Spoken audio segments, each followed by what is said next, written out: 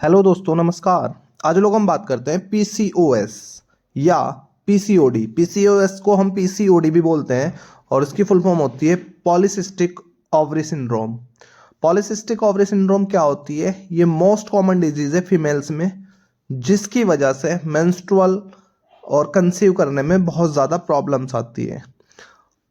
Female reproductive organ का एक part होता है ओवरी, और जो प्राइमरी सेक्स ऑर्गन होता है फीमेल रिप्रोडक्टिव पार्ट का। तो यहाँ पर हमने डायग्राम में दिखाया हुआ है, ये एक नॉर्मल ओवरी दिखाई गई है अल्ट्रासाउंड के थ्रू, और यहाँ पर बहुत सारे स्पॉट्स दिखाए गए हैं अल्ट्रासाउंड के थ्रू। तो ये ओवरी में क्या है? सिस्ट है। यहाँ पर क्या है? मल्टीपल सिस्ट है ओवरी में। तो ऐसी कंडीशन को बोलते हैं पीसीओडी या polycystic ovary disease, polycystic ovary syndrome. और यहाँ पर एक नॉर्मल ओवरी है। तो सबसे पहले हम इसके बात करते हैं इंट्रोडक्शन के बारे में। तो इंट्रोडक्शन में हमारे पास है जो पॉलीसिस्टिक ओवरी सिंड्रोम होता है, ये कंडीशन होती है जिसमें वुमेन्स जो होती है, जो फीमेल्स होती है, उनमें जो सेक्स हार्मोन होता है, तो सेक्स हार्मोन क्या हो जाता है? आउट ऑफ बैलेंस होता है, जिसके कारण ओवरियन की क्या होती है? जो सिस्ट की ग्रोथ होती है। ओवरियन जो सिस्ट होती है उसकी ग्रोथ होती है। कारण क्या होता है? इसमें जो सेक्स हार्मोन होते हैं फीमेल्स के, में क्या हो जाते हैं? आउट ऑफ बैलेंस हो जाते हैं, यानी कि उनका कोई कंट्रोल नहीं होता। तो यहाँ पर हम डायग्राम में भी देख सकते हैं, ये एक नॉर्मल ओवरी है। ये जो पार्ट है हमने दिखाया हुआ है डायग्राम में, ये पूरा का पूरा एक फीमेल रिप्रोडक्टिव पार्ट है। यहाँ पर पूरा का पूरा फीमेल रिप्रोडक्टिव पार्ट है। तो यहाँ पर हमारे पास है सर्विक्स, ये हमारे पास यूट्रस है, ये हमारे पास ओवरी है, और ये हमारे पास है स्थमस, या इन्हें हम बोलते हैं फिम्बरी। तो यहाँ पर जो मैंने राउंड किया हुआ है, ये हमारे पास ओवरी है। तो ओवरी में क्या हो जाती है? सिस्ट डेवलप हो जाती है, और ये सिस्ट डेवलप होके क्या बनाती है? एक पॉलीसिस्टिक ओवरी बनाती है, जिसे हम पीसीओडी बोलते हैं। ये होता कब है? जब वुमेन्स का जो हार्मोन का जो लेवल है वो आउट ऑफ बैलेंस हो जाता है, यानी कि उन पे कोई कंट्रोल नहीं होता। यहाँ पर भी आप देख सकते हैं सिस्ट दिखाई गई है, लेकिन ये सिस्ट नहीं है, सिस्ट की तरह स्ट्रक्चर दिखाई गई है।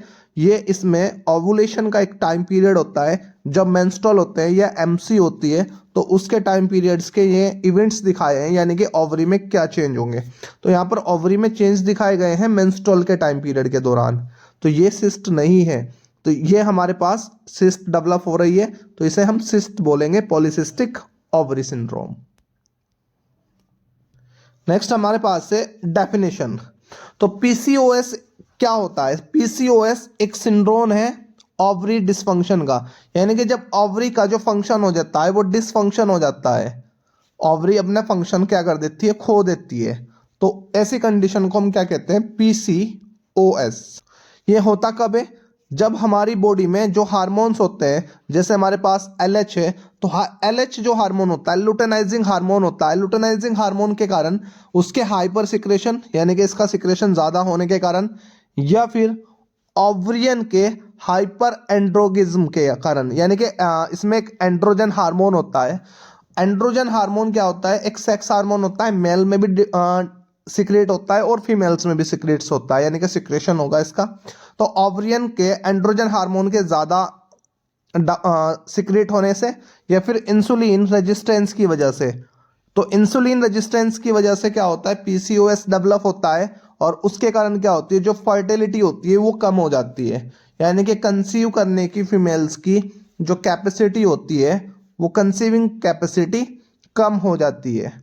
तो ऐसी कंडीशन को हम क्या कहते हैं? पीसीओएस या पीसीओडी बोलते हैं। साइन सिम्टम्स की हम बात करते हैं, तो ओलिगोमेनोरिया या एमनोरिया। ओलिगोमेनोरिया का मतलब क्या होता है? जो मेंस्ट्रुअल होंगे वे बहुत कम होंगे, या फिर मेंस्ट्रुअल बिल्कुल नहीं होंगे।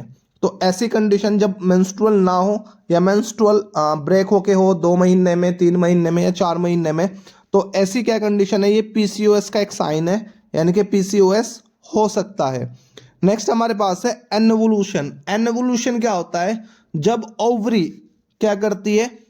अंडा, यानी कि oocytes रिलीज नहीं करती मेंस्ट्रुअल साइकिल के टाइम पे, यानी कि मेंस्ट्रुअल साइकिल हो रहे हैं, लेकिन उसमें oocytes जो फीमेल एग होता है वो ओवरी ना रिलीज करे, तो ऐसी कंडीशन को हम क्या बोलते हैं, एनवोल्यूशन।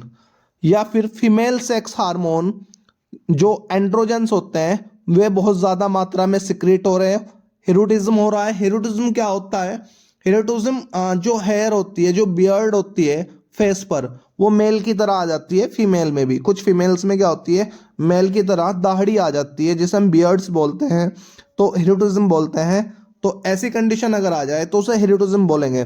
फिर साइज बढ़ जाता है ओवरीज का, ओवरी का क्या हो जाता है, साइज इनलार्ज हो जाता है। सब फर्टिलिटी हो जाती है। सब फर्टिलिटी क्या होती है, कंडीशन होती है जिसमें प्रेगनेंसी तो पॉसिबल होती है, लेकिन उसमें नॉर्मल से ज़्यादा टाइम लगता है। यानी कि प्रेगनेंसी का जो टाइम पीरियड होता है नॉर्मल, उससे ज़्यादा कंसीव करने में टाइम लगता है। तो ये सब फर्टिलिटी कहलाती है। लगातार बार बार रिकरेंट मिसकैरेज हो रहा है, यानी कि कंसीव हो रहा है और कंसीव होने के बाद क्या हो रहा है, मिसकैरेज हो रहा है। इंसुलिन की रेजिस्टेंस हो, यानी कि इंसुलिन रेजिस्टेंस होती है। और क्रोनिक पेल्विक पेन होता है। स्लीप एपनिया हो, स्लीप एपनिया क्या होता है, स्लीप डिसऑर्डर होता है जिसमें रिपीटली क्या होता है, जो स्लीपिंग होती है वो स्टॉप होती है और स्टार्ट होती है। स्लीप क्या होती है, स्टार्ट होती है और स्टॉप होती है। तो ये सारे के सारे क्या होते हैं, साइन एंड सिम्टम्स है पीसीओएस के। तो ये कोई भी नॉर्मल फीमेल्स अपने में चेक कर सकता है इस वीडियो के माध्यम से देख के कि हाँ ये अगर सिम्टम्स है, तो वो अपना यूएसजी एक अल्ट्रासाउंड करा के देख सकते हैं कि उन्हें पीसीओएस की प्रॉब्लम है या नहीं है। कोज की अगर हम बात करें तो इसके जो कोज होते हैं वे अननोन है, यानी कि अभी तक हमें अच्छे से इसके कोज का नहीं पता लगा। दूसरा जो उसका कोज हो सकता है, हार्मोन इनबैलेंस हो सकता है। बहुत सारे हार्मोन होते हैं इसमें जो इम्बैलेंस हो सकते हैं। इम्बैलेंस के कारण क्या होता है, ये हो सकता है जैसे हमारे पास एंड्रोजन है। एंड्रोजन क्या होता है, ये एक साइन होता है जब किसी फीमेल में क्या होगा, एक्ने हो जाएंगे, या फिर बाल क्या हो जाते हैं, एलोपीसिया हो जाता है, बाल उतरने स्टार्ट हो जाते हैं, या फिर हिरुटिज्म जो फेस होता है उस पर बाल आने लगते हैं। तो ये किसके कारण होता है, एंड्रोजन हार्मोन के ज़्यादा सिक्रीट होने के कारण। एंड्रोजन क्या होता है, एक हार्मोन होता है, तो इसके इम्बैलेंस के कारण क्या होगा, एलोपीसिया हो जाएगा, एक्ने हो जाएंगे और हिरुटिज्म हो जाएगा। तो ये इनबैलेंस के कारण होता है। दूसरा इंसुलिमिनिया के कारण हो जाएगा। ये क्या होता है, इंसुलिन लेवल क्या हो जाता है, बहुत ज़्यादा एलिवेटेड हो जाता है, बहुत ज़्यादा बढ़ जाता है। तो इंसुलिन बहुत ज़्यादा बढ़ने के कारण भी क्या होता है, पीसीओएस हो सकता है, जिसका एक कारण है। यानी कि जो हमारे पास कुछ पेशेंट ऐसे होते हैं जो शुगर पेशेंट है, तो शुगर पेशेंट में क्या होता है, इंसुलिन का लेवल घटता है, लेकिन यहाँ पर इंसुलिन का लेवल क्या होता है, बढ़ता है। यानी कि ये क्या होते हैं, हाइपर इंसुलिनेमिया के पेशेंट होते हैं। तो ऐसे पेशेंट में भी क्या हो सकता है, पीसीओएस हो सकता है। तीसरा हमारे पास है जेनेटिक, यानी कि कोई फीमेल पहले से ही पीसीओएस का शिकार है, तो उसकी जो डॉटर है वो भी पीसीओएस का शिकार हो सकती है, फ्यूचर में भी ऐसा हो सकता है। तो ये 3 कोज है मेनली जो पीसीओएस का कारण है। नेक्स्ट हमारे पास है रिस्क फैक्टर की। अगर हम बात करें तो रिस्क फैक्टर क्या है, जेनेटिक लिंक मैंने अभी बताया, वे कोज भी हैं। यानी कि कोई फीमेल है और वो उसकी जो फीमेल है उसकी जो संतान है, जो उसकी संतति है फीमेल, उसमें भी क्या हो सकते हैं, पीसीओएस का कंडीशन आ सकती है, यानी कि वे पेशेंट हो सकते हैं। First degree relative of parents with PCOS may be high risk for diabetic and glucose intolerance. जो पीसीओएस है उससे पीड़ित जो पेरेंट्स हैं, तो उनके जो रिलेशंस में है, जो शुगर या फिर ग्लूकोज इंटॉलरेंस, यानी कि उनमें ग्लूकोज का लेवल क्या होता है, अधिक हो जाता है, तो ऐसे पेशेंट को भी क्या हो सकता है, पीसीओएस हो सकता है। यानी कि ग्लूकोज का लेवल क्या हो सकता है, बहुत ज़्यादा हो जाए, या फिर वे डायबिटिक पेशेंट है, तो ऐसे पेशेंट को भी पीसीओएस हो सकता है। मोटापा होता है, 50% पेशेंट ऐसे होते हैं जो मोटापे के कारण पीसीओएस होता है। या फिर इंसुलिन रेजिस्टेंस होते हैं, 30 से 35 पेशेंट ऐसे होते हैं जिनमें इंसुलिन रेजिस्टेंस होता है और इनके इंसुलिन के बढ़ने से वो पीसीओएस का शिकार हो जाते हैं। नेक्स्ट हमारे पास है कॉम्प्लिकेशन। तो कॉम्प्लिकेशन में क्या आएगा, मेटाबॉलिक सिंड्रोम, यानी कि उसे डाइजेशन प्रॉब्लम होगी। बॉडी का जो वेट होगा 43% तक इंक्रीज होगा बॉडी वेट। जैसे पीसीओएस होता है, बॉडी वेट बहुत रैपिडली उसका इंक्रीज होता है, इंसुलिन रेजिस्टेंस हो जाता है, टाइप 2 डायबिटीज हो सकती है, इसका 5 गुना खतरा बढ़ जाता है पीसीओएस का अगर कोई क्या है इंसुलिन रेजिस्टेंस है। इंसुलिन रेजिस्टेंस में 5 गुना तक क्या होता है पीसीओएस का होने का खतरा बढ़ जाता है। या फिर कोई हाइपोटेंशन का पेशेंट है यानी कि लो बीपी का अगर पेशेंट है तो उन्हें भी ऐसी प्रॉब्लम हो सकती है। नेक्स्ट हमारे पास है फिजिकल एग्जामिनेशन। तो फिजिकल एग्जामिनेशन में वेजाइनल का क्या करते हैं यूएसजी करते हैं। तो वेजाइना का यूएसजी में जब सिस्ट आती है तो अगर हम देखते हैं उसमें तो सिस्ट आती है तो सिस्ट क्या होती है 2 से 8 mm डायमीटर तक हो सकती है। ओवरी का साइज लार्ज हो सकता है या फिर मेंसिस लैक हो सकते हैं या जो मेंसिस होते हैं जो मेंस्ट्रुअल होते हैं वे कम आते हैं। तो ये फिजिकल एग्जामिनेशन के थ्रू हम पता लगा सकते हैं। इन्वेस्टिगेशन की अगर हम बात करें तो इन्वेस्टिगेशन में हम देखेंगे टेस्टोस्टेरोन अगर हम चेक कराते हैं टेस्टोस्टेरोन का हार्मोन का क्या होता है लेवल ज़्यादा मिलता है। या फिर हम DHEA कराते हैं तो DHEA का लेवल हाई मिलता है। DHEA क्या होता है डिहाइड्रोइपीएंड्रोस्टेरोन सल्फेट नाम का एक स्टेरॉयड हार्मोन होता है जो हमारी किडनी के ऊपर एक ग्लैंड होती है एड्रेनल ग्लैंड। तो ये एड्रेनल ग्लैंड के कॉर्टेक्स पार्ट से निकलता है और ये मेल और फीमेल दोनों में निकलता है। यदि इसका लेवल ज़्यादा है तो पीसीओएस के होने के चांसेस बहुत ज़्यादा होते हैं। प्रोलैक्टिन एक हार्मोन होता है तो प्रोलैक्टिन ज़्यादा होता है तो प्रोलैक्टिन से भी पीसीओएस हो सकता है। प्रोजेस्टेरोन के हाई लेवल से भी हो सकता है। हम इसमें LH का टेस्ट कराते हैं, FSH का कराते हैं, TSH का कराते हैं और इंसुलिन का कराते हैं। ये सारे के सारे क्या होते हैं हार्मोन टेस्ट होते हैं। तो मैंने डेफिनेशन में बताया कि हार्मोन के इम्बैलेंस से क्या होता है पीसीओएस होता है और ये सारे टेस्ट क्या होते हैं हार्मोन के टेस्ट है। नेक्स्ट हमारे पास है एम ऑफ ट्रीटमेंट यानी कि हमारा क्या उद्देश्य होगा ट्रीटमेंट का। तो हमें रिड्यूस करना सिंड्रोम यानी कि पीसीओएस को रिड्यूस करना है, उसकी फर्टिलिटी को बढ़ाना है यानी कि वो कंसीव कर सके जो फीमेल होगी, उसका वेट को रिड्यूस करना है, वो इंसुलिन रेजिस्टेंस हाई है तो उसे हमें क्या अगर वो कम है हाई है तो उसे कम करना है, कोलेस्ट्रॉल लेवल को हमें क्या करना है कम करना है। तो ये हमारे क्या होंगे एम होंगे ट्रीटमेंट के, हमें इन पर फंक्शन करना है यानी कि इन पर हमें काम करना है। तो ट्रीटमेंट में हम सबसे पहले देते हैं ओरल कॉन्ट्रासेप्टिव। तो ओरल कॉन्ट्रासेप्टिव में देते हैं combined oral contraceptive. Combined oral contraceptive का क्या काम होगा वो एंड्रोजन जो प्रोडक्शन होता है जो बढ़ा हुआ है एंड्रोजन के बढ़ने की वजह से जो पीसीओएस है उसे डिक्रीज करेगी, एस्ट्रोजन के लेवल को ब्रेक करेगी और एंडोमेट्रियल कैंसर को रिस्क को क्या करती है कम करती है कंबाइंड ओरल कॉन्ट्रासेप्टिव्स।